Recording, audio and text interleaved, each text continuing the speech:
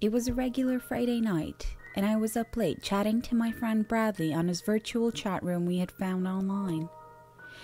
He told me and the other guys who we had just met that he was able to stay up as late as he wanted because his parents were away until the weekend and he had the house to himself.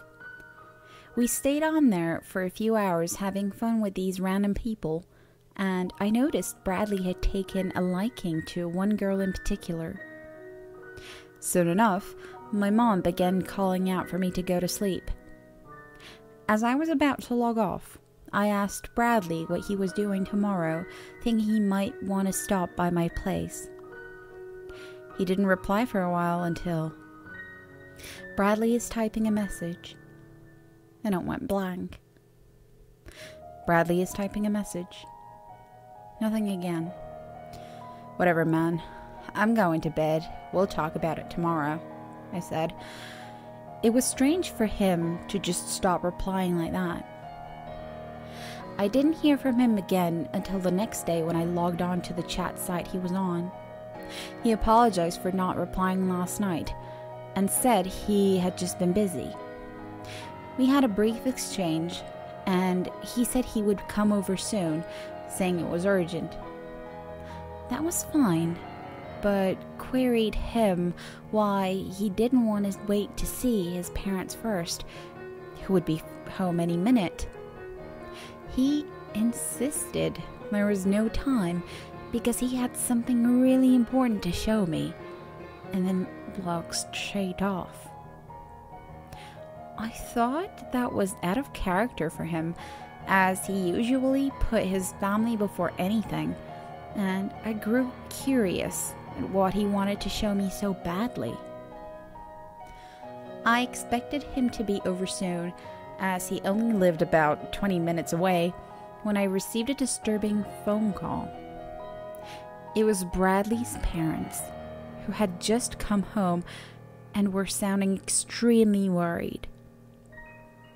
They asked if I knew anything on Bradley's whereabouts, to which I told them not to worry because he was in fact on his way over.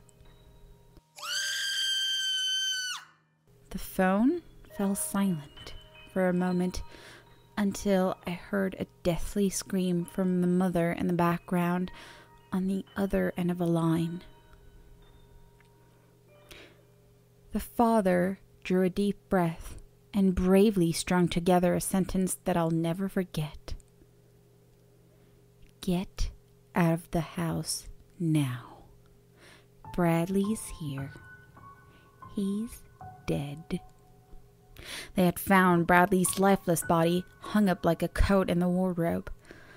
I ended the call in shock, as it became apparent why he had asked if I would be home alone, when suddenly I heard the back door creak open. Instinctively, I did the first thing I could think of and quickly crawled under my bed to hide. I heard the sound of footsteps coming closer ever so slowly. I dared not to open my eyes, but when I dreadfully peeked through my fingers, I saw these pale, white, cold, bare feet coming into my room, almost in slow motion. I would hate to see the person such feet belonged to. As they slowly approached the bed, you could hear the dampness of the footsteps peeling away from the floorboards.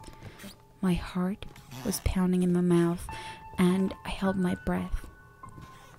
Just when I couldn't possibly get any more scared, my phone let off a loud beep to notify me that I had received a message.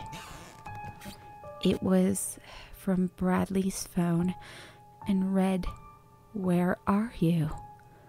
as the feet stopped abruptly, dead in their tracks.